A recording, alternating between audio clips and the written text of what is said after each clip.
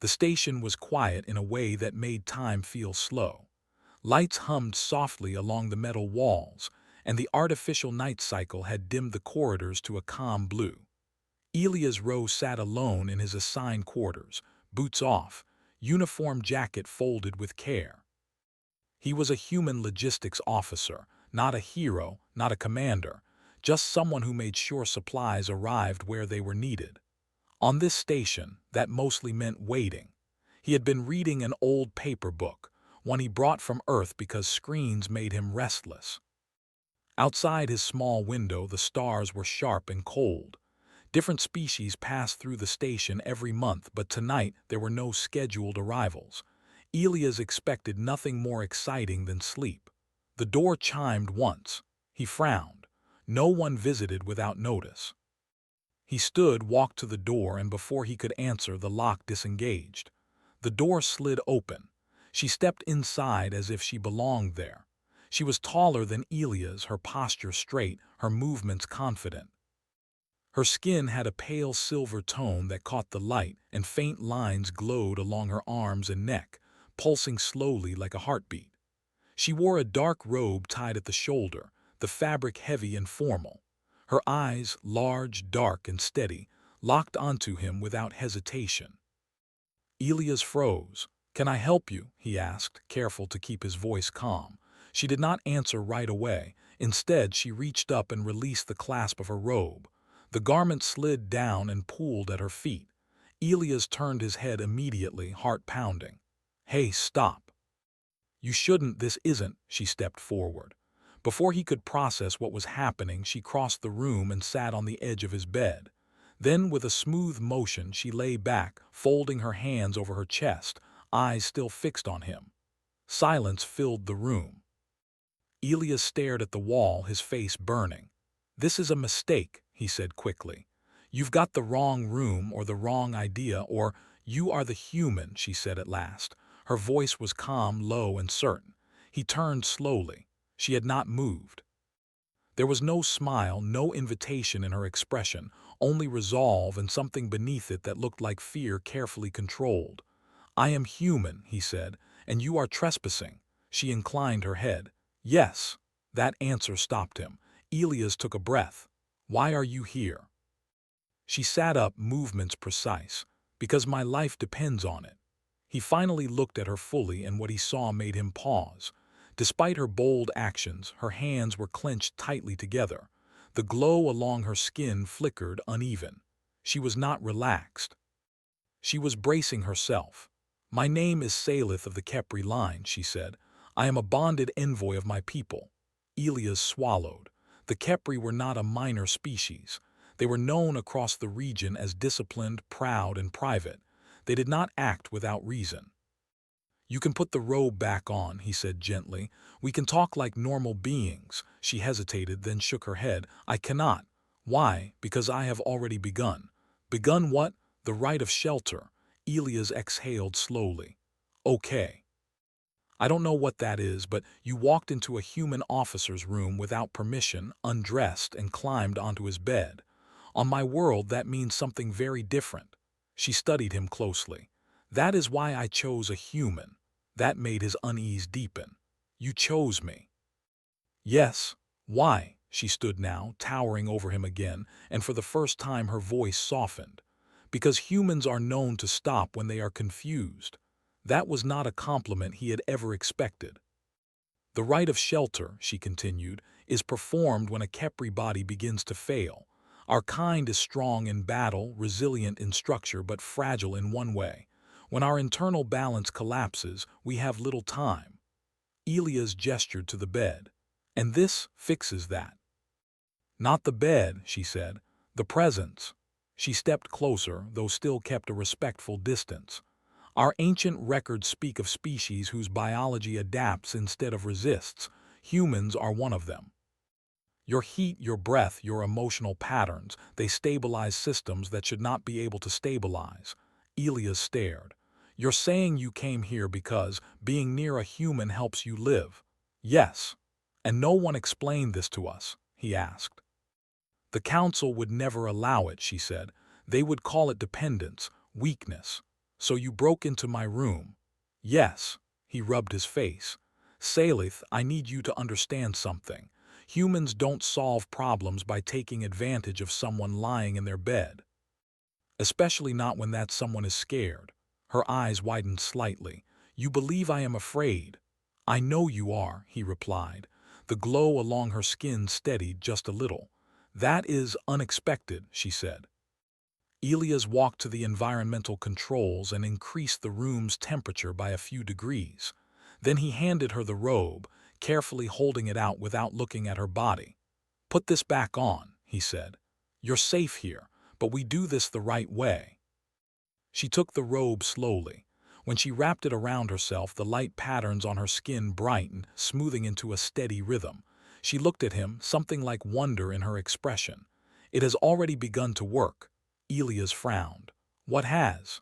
You, she said. You chose restraint. He let out a short, nervous laugh. That's not heroic, that's basic decency. Among my people, she said quietly, it is rare. They sat across from each other, the tension easing into something cautious but real. Salith explained that her species had been exposed to a form of cosmic radiation during long-range expansion. It did not kill them quickly. Instead, it caused a slow collapse of internal harmony. Their medicine could delay it but not cure it. Humans, however, were different. Their bodies adapted. Their nervous systems regulated through connection, not dominance. Even proximity mattered. We do not need your touch, she said carefully. Only your presence, your willingness to share space without control. Elias listened in silence. He thought of Earth, of crowded cities, of humans surviving through cooperation instead of strength. Maybe that was their secret. You could have asked, he said. Yes, she agreed. But then I would have been refused by protocol, he sighed. You still broke rules. I did, she said, and I accept the consequences. Elias looked at the bed, then at the small chair by the desk. You can stay here tonight, he said slowly. But you take the bed. I'll take the chair. Tomorrow we do this openly. Med Bay, science team, all of it. Salith's eyes softened. You would risk punishment for this. I'd risk paperwork, he said dryly. That's not the same. She inclined her head deeply. Then the legends were incomplete. How so? They said humans were powerful, she replied. They did not say how. As the station lights dimmed further into artificial night, Elias sat in the chair, listening to her steady breathing. The galaxy outside remained cold and vast, but inside that small room something had shifted. Not through force, not through desire, but through choice.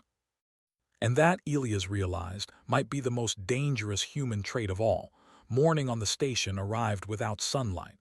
Instead, the lights slowly brightened, shifting from blue to white. Elias had not slept much. He remained in the chair all night, alert but calm, listening to the steady rhythm of Salith's breathing from the bed. When she stirred, the glow along her skin brightened softly, no longer flickering. She sat up and looked around, as if surprised to still be there. You did not leave, she said. Elias stood and stretched, joints stiff. I said I wouldn't. She studied him for a long moment. Among my people, words are often tools. Among yours, they appear to be anchors. He gave a small smile. Something like that. She rose from the bed, fully wrapped in her robe now. The room felt different, warmer, quieter, as if it had adjusted around her presence, or maybe around both of them. Elias activated the wall panel. We need to do this properly. Medical scan first.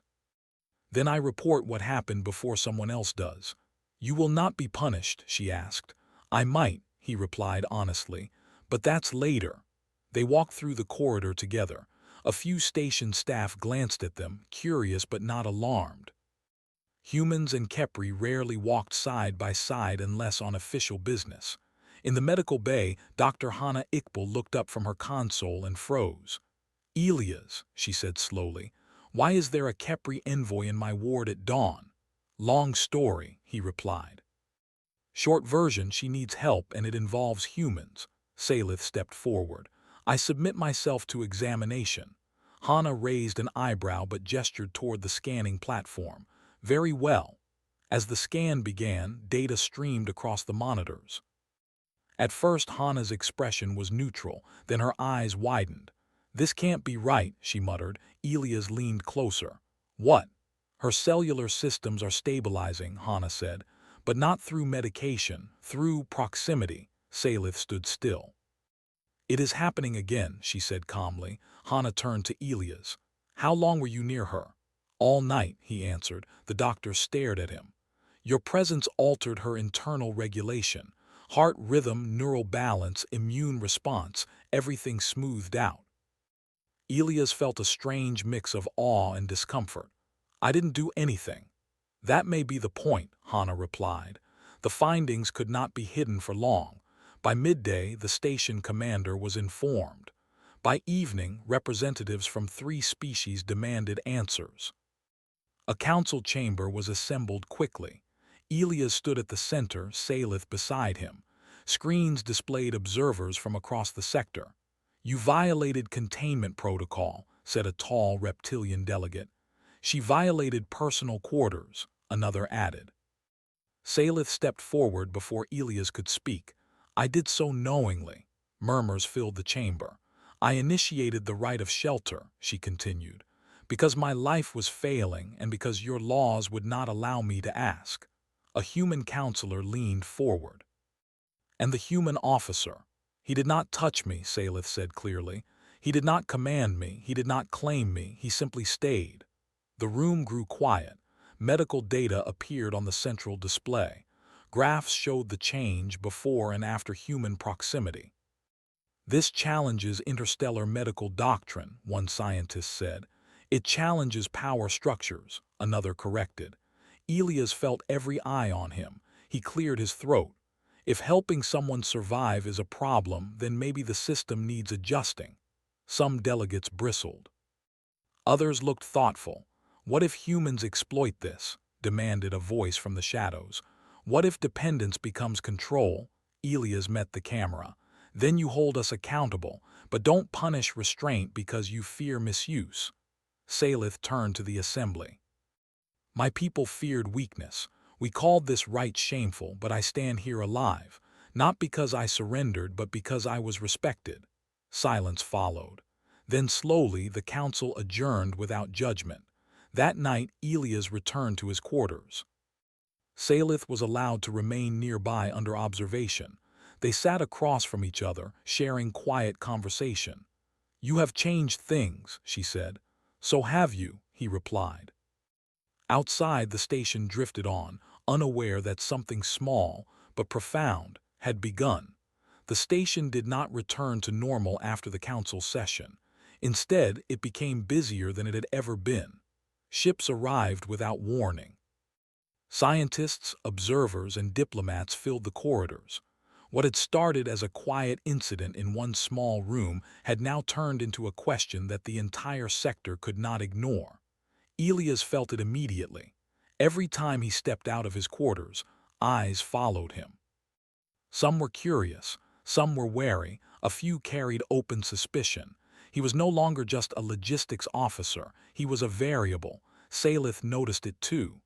"They are watching you," she said as they walked together toward the research wing. "They always watch something," Elias replied. "Today, it's just my turn." The research wing had been expanded overnight. Temporary walls had been removed, and new scanning equipment lined the room. Human doctors worked beside alien specialists, comparing data and arguing in low voices. Dr. Hana stood at the center, clearly exhausted but energized. "We're ready," she said. "If you're still willing." Elias nodded. "I didn't come this far to stop now." Salith stepped onto the platform beside him. This time there was no fear in her posture. She stood straight, calm, and alert.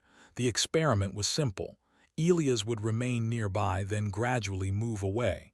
The instruments would record every change. At first, nothing happened. Then Elias took one step back. A soft alert sounded. One of Salith's internal readings shifted slightly. Another step. The glow along her skin dimmed just a fraction. Hana raised her hand. "That's enough. Come back." As Elias returned to her side, the reading stabilized again. The room was silent. "This is not coincidence," one alien scientist said quietly. "This is interaction." "It's not physical contact," Hana added. "It's regulation. Humans emit constant microsignals, thermal, emotional, neurological. Most species don't notice them, but her biology responds." A tall avian delegate tilted their head. "You mean humans calm her body by simply being human?" Elias scratched the back of his neck. "We do that to each other too, we just never called it science." The data spread quickly. Other Kepri envoys stepped forward, hesitant but desperate. Some were already showing signs of collapse. Under controlled conditions, humans were placed nearby. The results were the same. Not dramatic, not miraculous, just steady improvement, but not everyone was pleased. A closed council session was called that evening.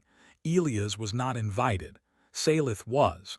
She stood alone before the assembled representatives of her people. Their faces were unreadable, their glowing markings sharp and rigid. "You have exposed a weakness," one elder said. "I have revealed a truth," Salith replied. "A truth that binds us to humans," another said coldly. Salith did not lower her gaze. "It binds us to survival." "Dependence is shame," the first elder said. "Death is worse," she answered. There was tension in the chamber, thick and heavy. For generations, the Kepri had defined themselves by self-sufficiency and control. To need another species, especially one so emotionally driven, was unthinkable. And yet, the data could not be denied. Meanwhile, Elias sat alone in his quarters, staring at the stars. He wondered how something so ordinary, just staying, had become so important. Humans had always survived together. They built cities, families, and friendships because being alone was harder. He thought of Earth. Of crowded streets, shared meals, quiet moments between strangers that still mattered. A knock sounded at his door. When it opened, it was not Salith. It was the station commander. "You're becoming a political problem," the commander said bluntly. Elias sighed. "I was afraid of that.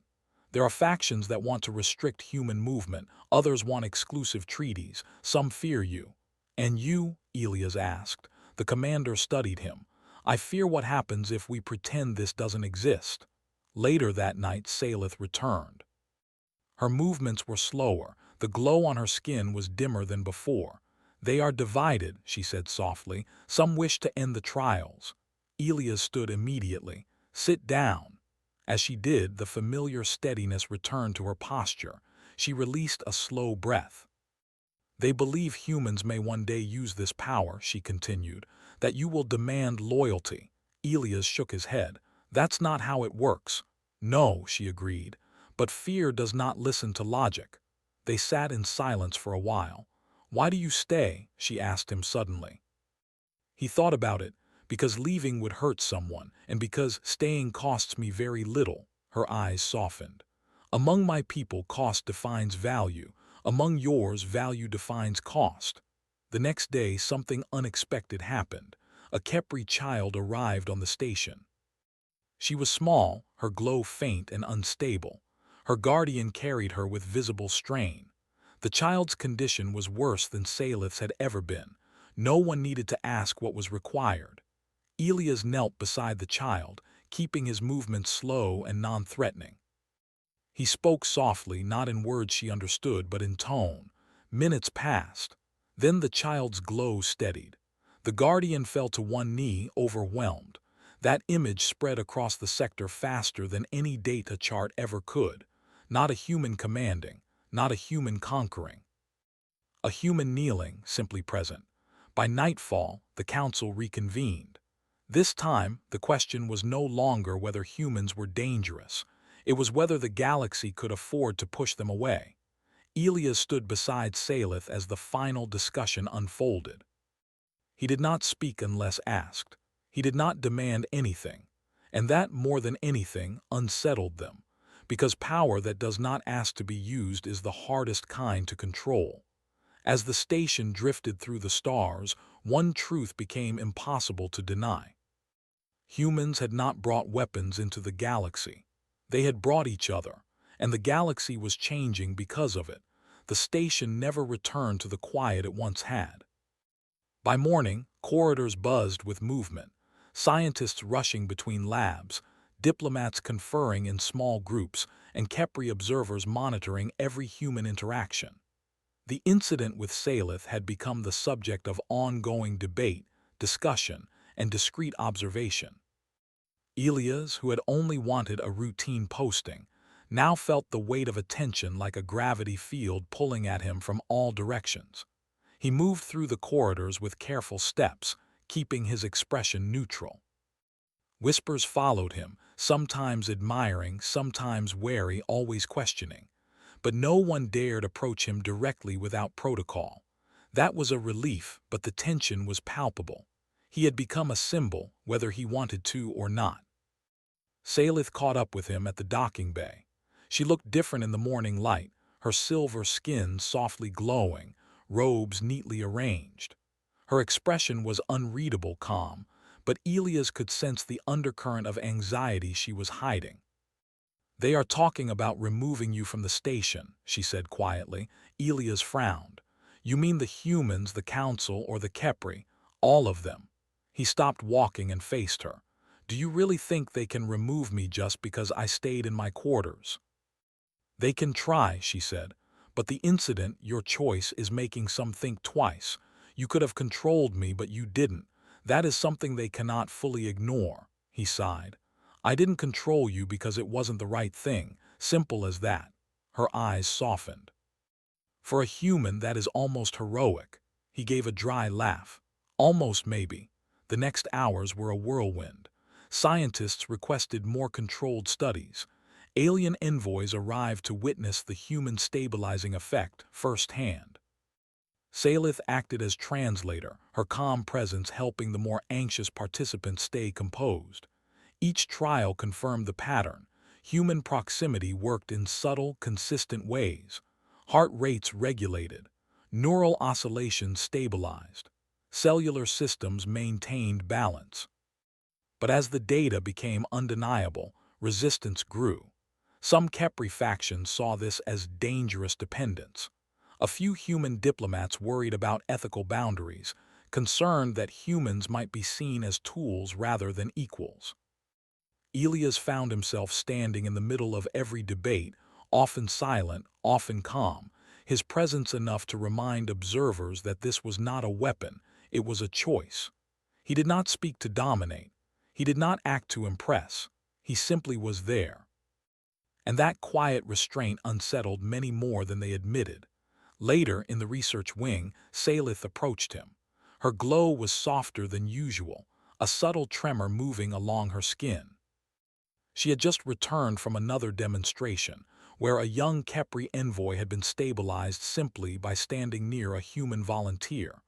"They are beginning to see us differently," she said. "Not all, but enough." "What do you mean?" Elias asked. "They are starting to realize that this bed incident was not improper," she said carefully.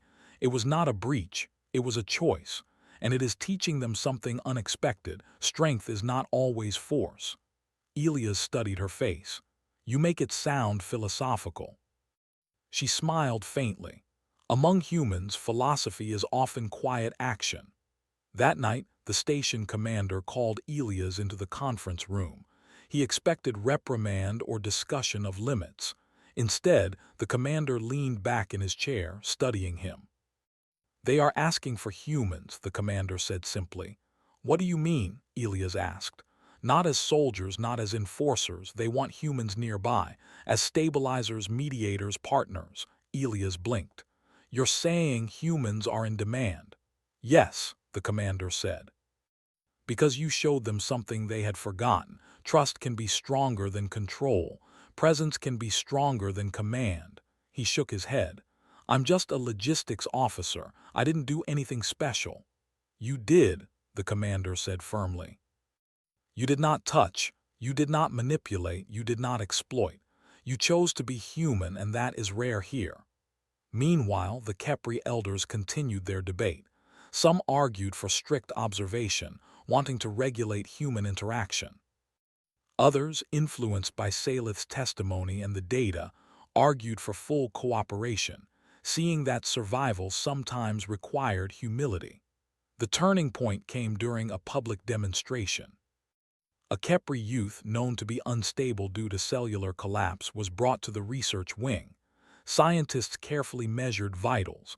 Officials watched from observation decks. Elias was asked to stand nearby, nothing more. No touch, no interference, simply his presence. The child's glow flickered, weak at first. Then slowly it stabilized, heart rate normalized, neural activity aligned. Even the faint tremor of unstable cells smoothed out. Gasps filled the observation deck. Officials whispered, debates paused. Salith stood beside Elias, her eyes steady, observing the reactions. The child's guardian fell to their knees, overcome with relief. It worked, they whispered. Elias remained calm, letting the small moment pass without comment. By the next day, the bed incident had become a symbol. Across the station and beyond, stories circulated. Humans were not conquerors, not controllers, they were stabilizers. They could enter a space of fear and uncertainty and simply exist without forcing dominance. That quiet courage, that restraint, became a lesson. Elias and Salith returned to the quarters late at night. The station was quiet, lights dimmed to blue once again. She did not sit on the bed this time. Instead, she stood by the window looking at the stars. "You changed everything," she said softly. "I didn't do anything," he replied. "I just didn't act the way others might have." She turned, eyes bright with reflected starlight. "That is enough. To be human is to hold power without using it, to survive by restraint. That is rare." Elias looked out the window with her. Maybe humans have always been this way, maybe others just never noticed. The galaxy beyond the station was vast, cold, and indifferent. Stars burned in silent patterns, unchanging, unconcerned. Yet inside that small station, something fundamental had shifted. Species once rigid in tradition and fear were beginning to see value in restraint, in presence, in quiet choice. And it had all started with one decision: to do nothing in the face of a situation that could have been misunderstood, to remain human. That night, Elias realized the truth. Humans were not the strongest, not the fastest, not the most advanced. But their ability to choose, to act calmly, to respect life without using it for advantage, that was the power the galaxy had not expected. Salith moved closer, standing beside him. "They may never fully understand it," she said. "Does it matter?" Elias asked. "No," she said. "Because they will remember it, and the next time someone needs help they may just think to do nothing wrong." Elias nodded. "Then we wait, and watch." The room was quiet, but the station itself seemed alive with a new possibility. Walls and corridors no longer felt like barriers, but like connections. Every voice, every presence, every small choice mattered. The bed that had once been a site of fear, confusion, and misunderstanding now existed as a symbol, not of weakness, not of scandal, but of trust, of restraint, of humanity at its best. And for the first time in his posting, Elias understood. It was not force, not weapons, not orders that could change the galaxy. It was the simple, deliberate act of being human. The station had become a hub of activity that no one could have predicted. Months had passed since the bed incident, and what had once been a quiet posting for Elias Rowe was now a focal point of interstellar attention. Delegates from multiple species walked the halls, discussing protocols, observing interactions, and quietly debating the role of humans in the survival of others. The once small, isolated outpost was now a place where history was being quietly rewritten. Elias moved through the corridors with practiced calm. Eyes followed him everywhere, not in threat, but in curiosity, in hope, and sometimes in admiration. He had learned to ignore the whispers. That was easier when he was focused on his daily duties, but the quiet moments were the hardest. He missed simplicity, the days when nothing extraordinary happened. Salith met him in the common chamber, her robes flowing smoothly around her. She was glowing faintly, but the evenness of it showed no signs of distress. She had grown stronger since the first days of the rite of shelter. Her confidence, however, was tempered with caution. "They are talking about expanding the program," she said. Elias raised an eyebrow. "Expanding?" "Yes," she replied. "More Kepri, more species. They want humans present during critical phases of stabilization. They see the value now." Elias shook his head. "I'm not a doctor or a scientist, I just stayed." "And that was enough," she said simply. By midday, the council convened again. This time, there was no accusation, no debate over protocol. Instead, representatives from multiple species presented reports, each showing results similar to what Salith and Elias had seen firsthand. Young Kepri, previously unstable, now showed remarkable resilience. Alien envoys who had suffered cellular collapse stabilized under human proximity. Data was presented on energy regulation, neural stability, and immune function. A reptilian delegate leaned forward, claws tapping the table. "We see the effect, but what of long-term reliance? Will humans be required for survival indefinitely?" Elias spoke carefully. "I am not required. I am present because I choose to be. My presence is not a tool to control you. It's an offer of cooperation, nothing more." Murmurs filled the chamber. Salith's calm eyes met his, and for the first time he felt a weight lifted. He was no longer a pawn in this discussion. He was a symbol of human ethics and choice. The next day, a small ceremony was held in the station's central atrium.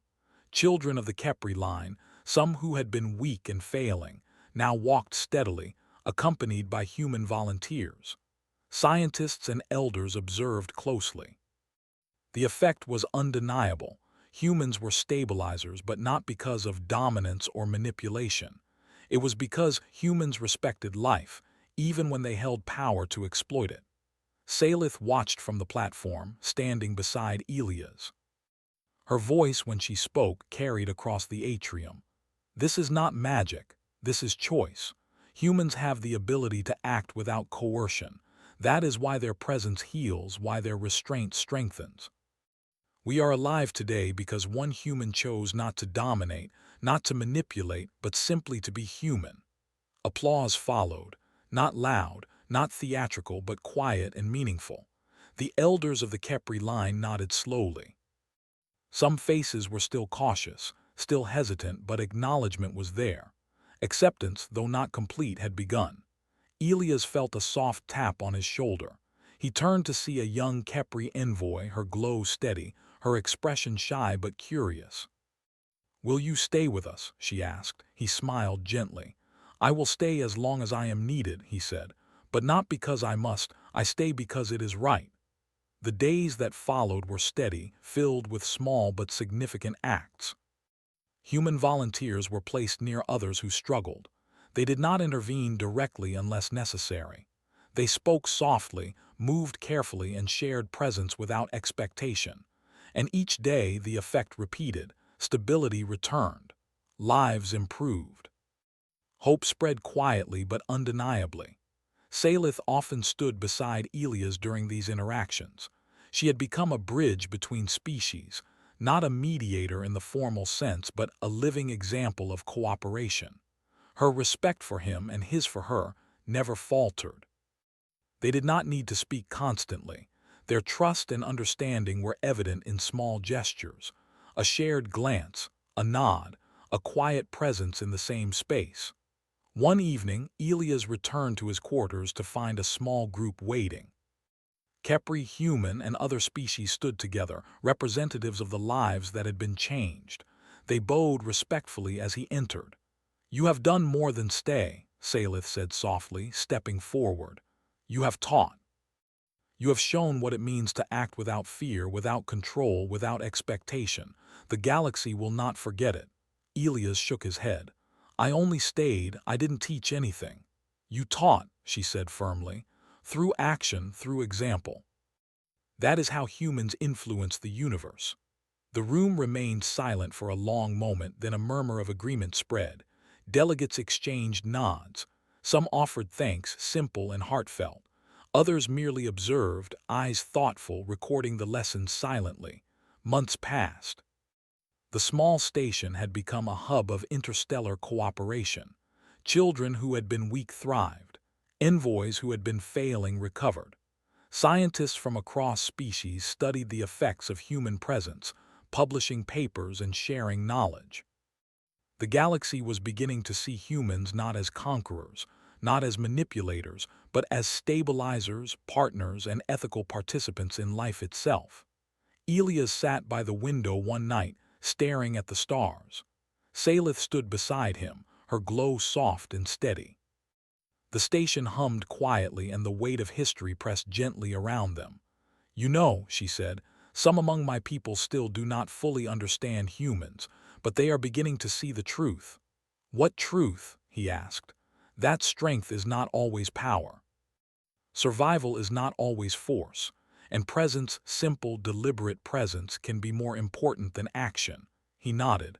"I think humans have always known that. Maybe others just had to see it." She smiled faintly. "Then we have done more than save lives.